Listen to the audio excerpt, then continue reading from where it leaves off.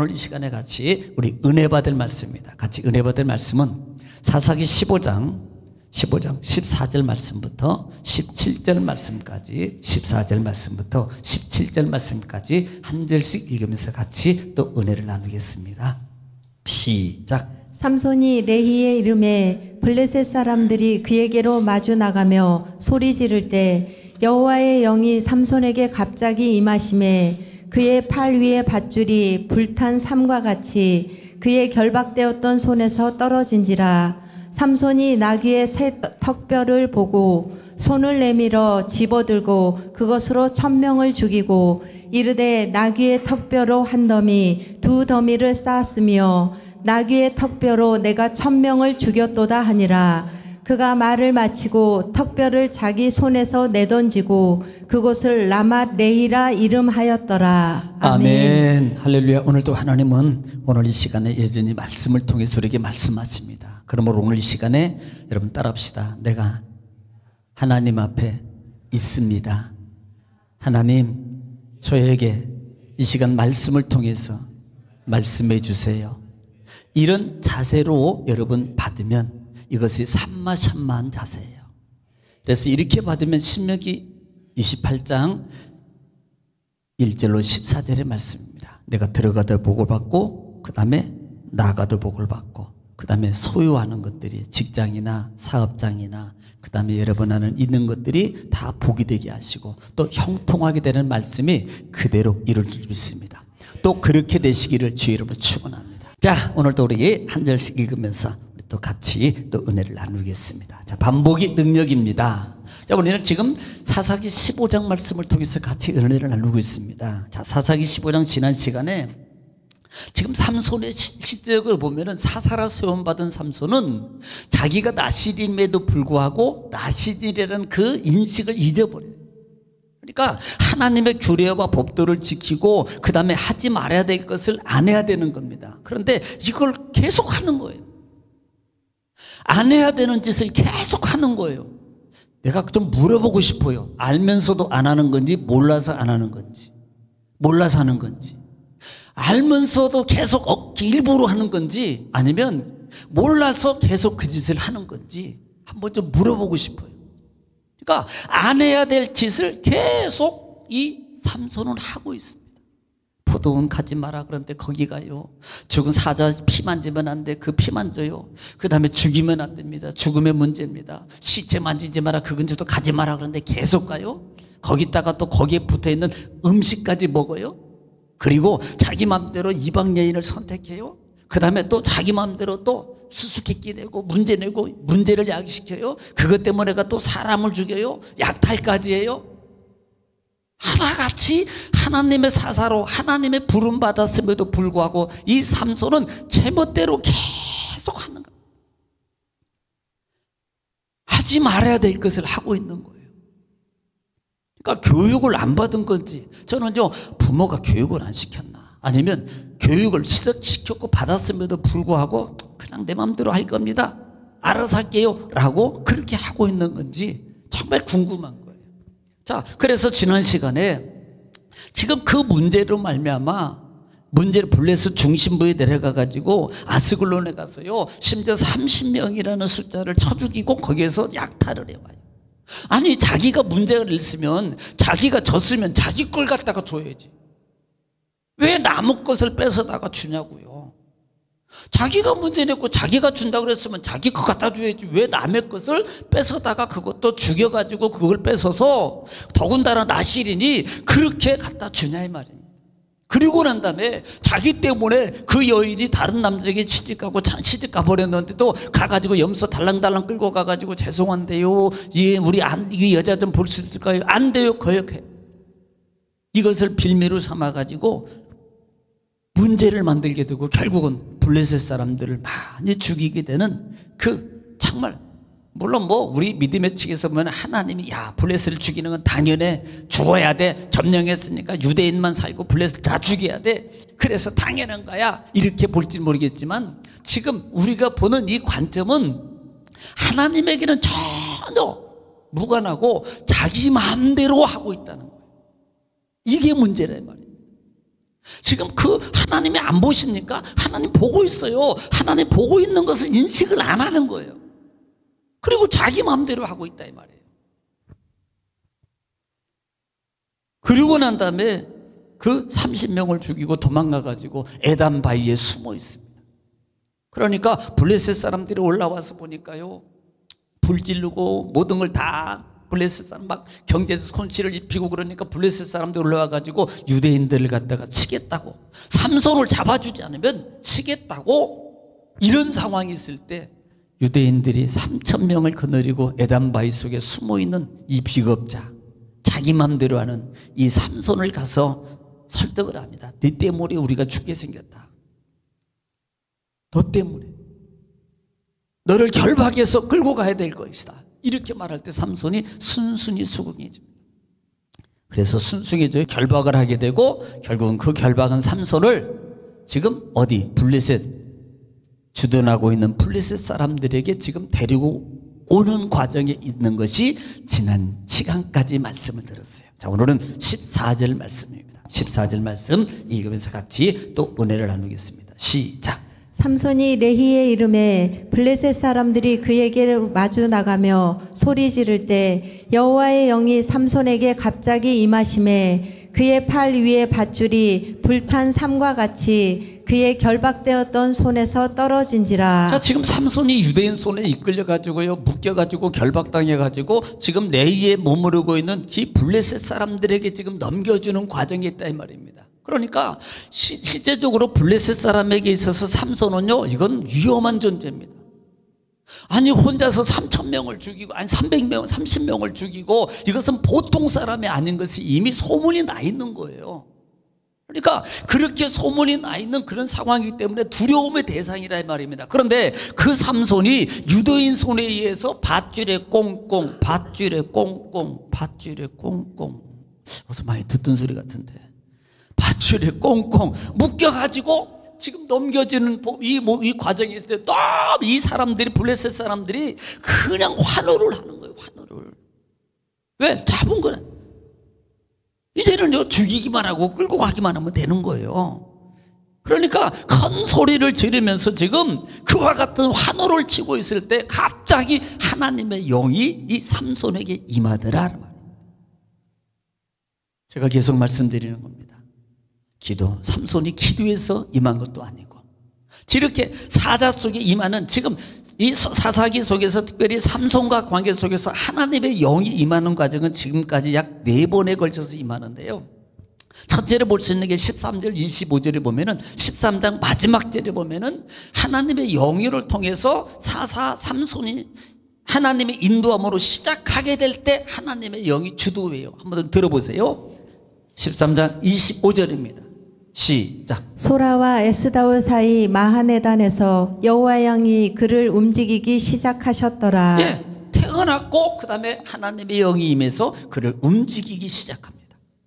자, 두 번째는 14절에 6절이에요. 사자하고 포도원에서 사자를 만났을 때, 자 보세요. 14장 6절입니다. 시작. 여호와의 영이 삼손에게 강하게 임하니 그가 손에 아무것도 없이 그 사자를 염소 새끼를 찢는 것까지 찢었으나 그는 자기가 행한 일을 부모에게 알리지 아니하였더라. 네, 그때도 지금 포도원에 가지 말아야 될 이 삼손이 포도원에 간 거예요. 가지 말아야 될 장소에 갔다고요. 그때 사자가 나타난 거예요. 그리고 사자 공격이 당황한 그와 같은 상황이 있을 때 하나님의 영이 갑자기 임하더라 이 말입니다. 제가 이것을 말할 때 하나님은 삼손을 보호하시고 삼손을 지키시기 위함, 사역적인 것이 아니고 하나님이 삼손을 보호하기 위한 거라고, 지키기 위한 거예요.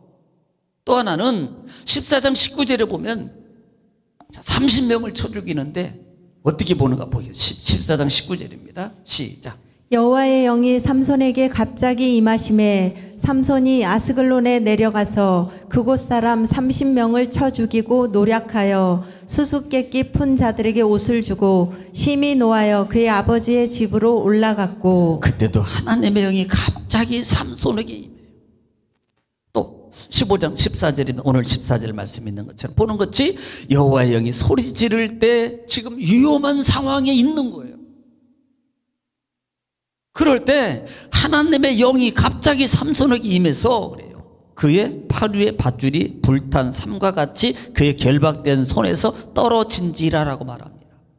이게 무슨 말이냐면 밧줄로 꽁꽁 묶었어요. 묶었는데 하나님의 영이 딱 강력하게 갑자기 임하니까요. 그냥 뭐라 그래요?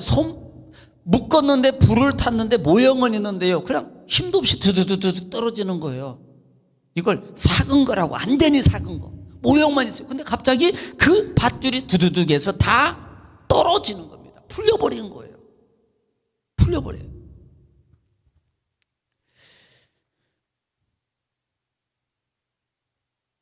(15절입니다) 자, 15절 볼게요. 시작. 삼손이 나귀의 새 턱뼈를 보고 손을 내밀어 집어들고 그것으로 1000명을 죽이고. 자, 삼손이 이 몸에 묶인 밧줄이 그냥 투두둑 다 떨어지니까 삼손이 나귀의 새 턱뼈를 보고 그랬어요. 보니까 주위에 새 턱뼈가 있어요. 이 말 새 턱뼈라는 말은 무슨 말이냐면, 새 턱뼈라는 말은 무슨 말이냐면 이제 갓 잡아가지고 핏기가 있고 마르지도 아니한 나귀 턱뼈를 얘기하는 겁니다. 이거 만져도 되나? 만져도 돼요? 안 된다는데 어떻게? 나실인이에요. 시체도 만지면 안 되고요. 피를 만져도 안 되고요. 안 된다고요. 그런데 삼손은요, 지금 그걸 보고요, 보고. 물론 하나님이 블레셋을 공격하고 블레셋에서 이스라엘을 구원하는 그 구원의 사역을 이루는 과정은 여전히 있습니다. 그런데 이와 같이 하는 이 모든 것들은 하나님께서 지금 삼손에게 행해서 블레셋에서 이스라엘 백성을 구원하는 여정 가운데 하는 일부분에 속한 거예요. 그런데 이 속함은 결국은 하나님의 의도와 하나님의 인도와 하나님의 역사 속에서 쓰임받고 있는 이 모습은 결코 부족한 부분이라는 겁니다. 왜냐하면 삼손은 지금 이 모든 문제가 자기 개인적인 문제로 일어났거든요. 자기 개인적인 문제입니다. 자기 마음대로 일어났던 문제예요. 자기 마음대로 했던 문제들이 지금 이렇게 문제들이 야기된 거라 이 말이에요. 그럼에도 불구하고 하나님은 계속 뭘 보고 있는 거 뭐예요? 성령을 통해서 하나님이 삼손을 붙잡고 있다는 것을 보는 겁니다. 부족함에도 불구하고 아직도 하나님 말씀을 지금 어기고 자기 마음대로 함에도 불구하고 하나님은 삼손을 계속 붙잡고 있어요. 이것은 무슨 말이냐면 하나님의 구원 계획은 계속 진행되고 있다는 말이에요.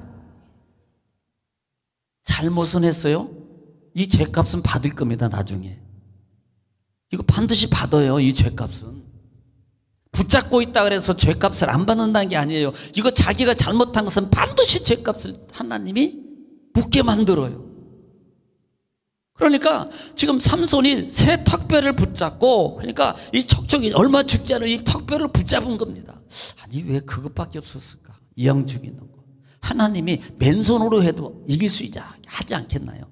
하나님, 내가 지금 저들을 죽이고 저들을 이겨야 됩니다. 도와주세요. 하나님께 이렇게 기도하고 그냥 맨손으로 하도 하나님이 이기잖아. 아니 맨손으로 사자를 찢을 정도면 하나님이 능히 도우시고 기도를 들으시고 이기도록 역사하지 않겠어요? 그런데 하필이면 그 피 묻은 나귀 턱뼈를 붙잡아요. 이것은요, 성경적으로 이것은 교례적으로요. 그런데 삼손은 지금 계속 그것을 하고 있는 거예요. 자, 보고 손을 내밀어 집어들고 그것으로 몇 명을 1000명을 죽이고 그랬어요. 그러니까 이것은요, 삼손에게 있는 1000명이라는 개념은 하나님의 힘입니다. 하나님의 힘이에요. 삼손에게서 있는 힘이 어떻게 삼손이 1000명을 죽일 수 있습니까? 우리가 조금 여기서 왔다 갔다 헷갈리는 게 하나님이 도우셨어. 하나님이 도우셨어요. 도우심인데 이 도우심은 하나님의 완전 구원 계획이 아니에요.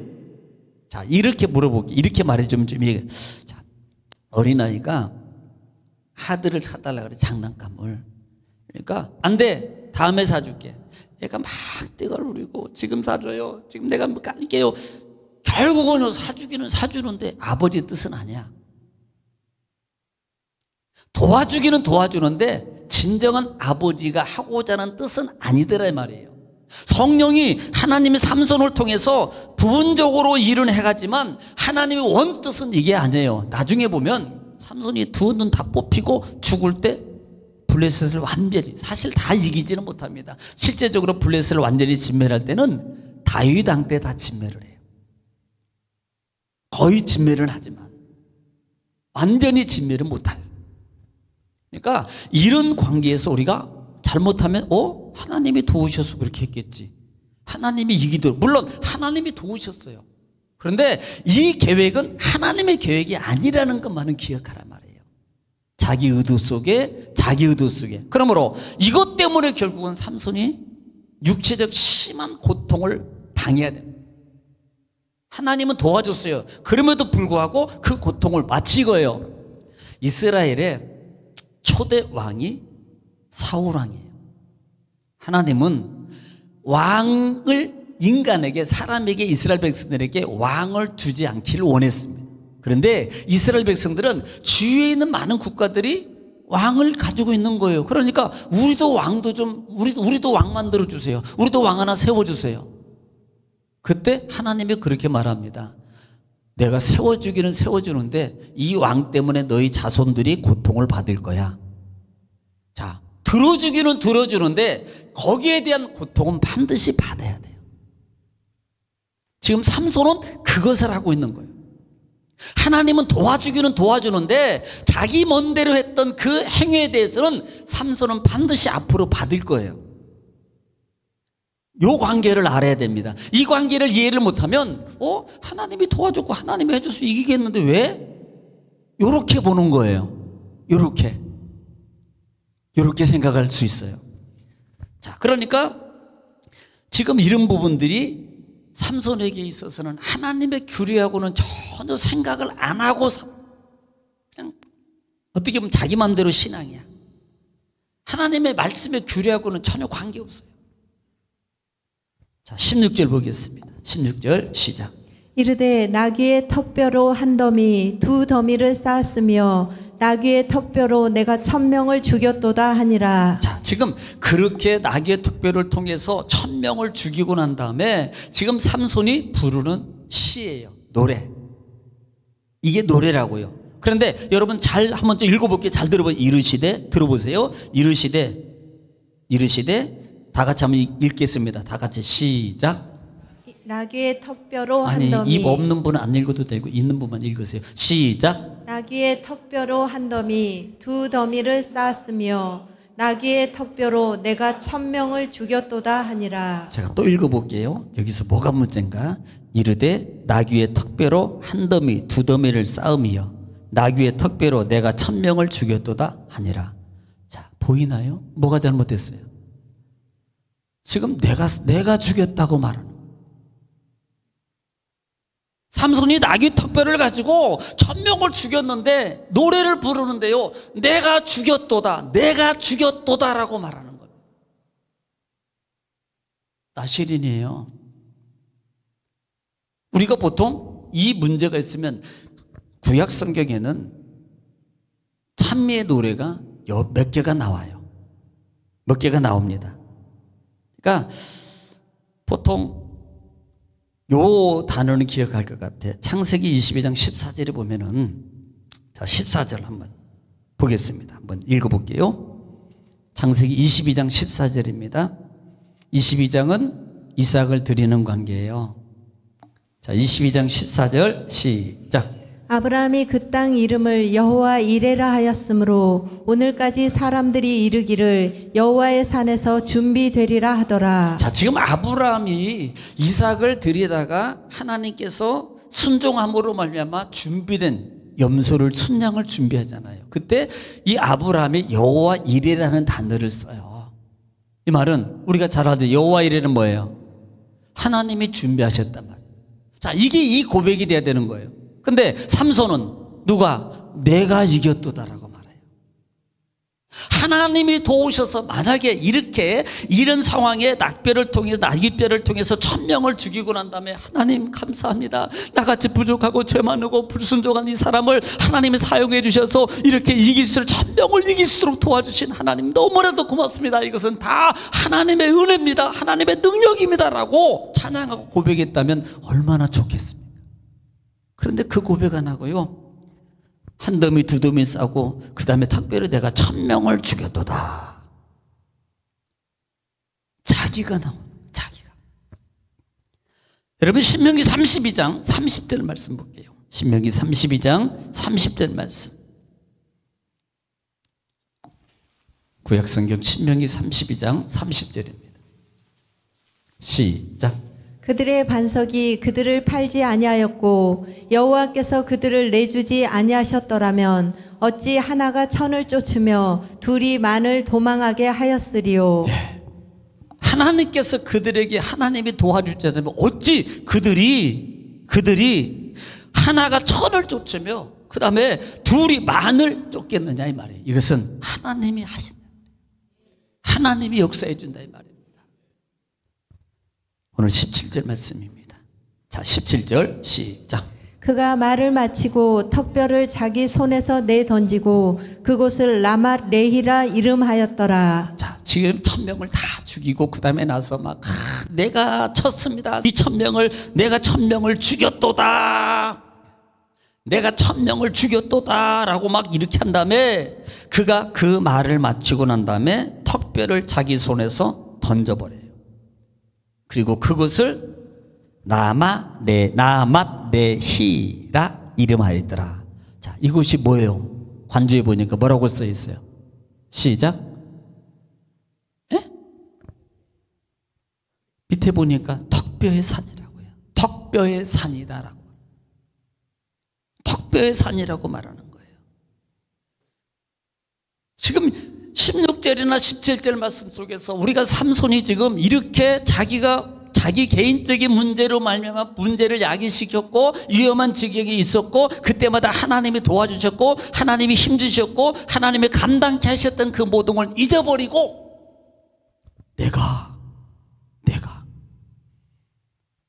내가라고 말하고 우리가 에베네셀이라는 단어를 알아요. 사무엘상 7장 12절 말씀에 나 이런 빨리 찾을 줄 알았어.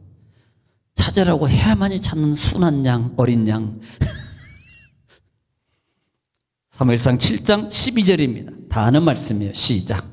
사무엘이 돌을 취하여 미스바와 센 사이에 세워 이르되 여호와께서 여기까지 우리를 도우셨다 하고 그 이름을 에베네셀이라 하니라. 따라합시다. 하나님께서 여호와께서 여기까지 누구를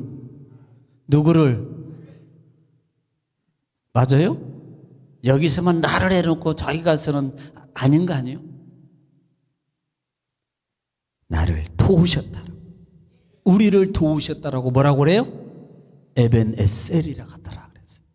그러니까 이렇게 고백하고 이렇게 하나님의 전능하심의 은혜와 능력을 고백해야 되는 거예요. 마치 다윗의 시편에서 전장을 통해서 다윗의 사랑의 고백은 오직 전능하신 하나님입니다. 오직 능력이신 하나님, 나의 힘이요 나의 산성이시요 나의 요새시요. 이것은 자기의 유익만 얘기하는 게 아니에요. 다윗은 그 전능하신 하나님이 나를 도우셔서 나를 지키셨고 내가 이렇게 할 수 있었고 내가 이렇게 하고 있다라는 것을 고백하는 거예요. 에베네셀을 하신 하나님이에요. 마지막으로 우리가 출애굽기 15장 보겠습니다. 이 출애굽기 15장은 이스라엘 백성들이 애굽에서 나와가지고 이제는 홍해를 건너와요. 자, 홍해를 건너오면서 하나님이 이스라엘 백성을 쫓아오는 애굽 군대를 홍해에서 다 수장을 시킵니다. 수장을 시키는데 수장을 시키고 난 다음에 했던 노래예요. 그 중에서 13절만 보겠습니다.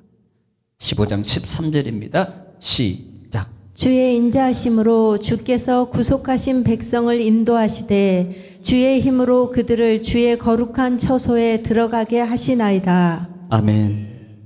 꼭 끝나면 아멘 하는 거예요. 그러니까 지금 모세는요 그렇게 많은 15장 전장에서 하나님을 찬양하네요. 하나님이 도우셔서 우리가 구원받았고, 하나님이 도우셔서 여기에 뒤따르는 애굽의 군대를 수장시켜 주셨고, 우리를 이렇게 재앙 가운데 지키셨고, 그 하나님을, 이것을 찬양하면서 노래하고 있습니다. 그런데 오늘 기도는 내가 했다는 거예요. 오늘 여기 있는 분들은 절대 그러지 않을 줄 알아요. 근데 삶의 모습 속에서 나는 내가로 나올 때가 너무 많다. 내가 나올 때가 너무 많다는 거예요.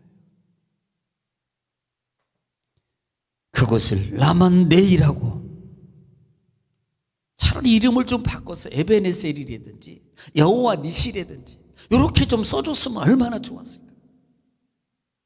기드온이요, 기드온이 그렇게, 기드온 때부터 문제가 많았다 그랬잖아요. 기드온이 그렇게 사사로 감당하고, 그 다음에 자기 아들들에게 마을과 동네를 세운 다음에 이름을 갖다가 자기 이름으로 세워서 그 이름으로 이름을 지어버리는 마을로 졌던 그 모습도 똑같은 거예요.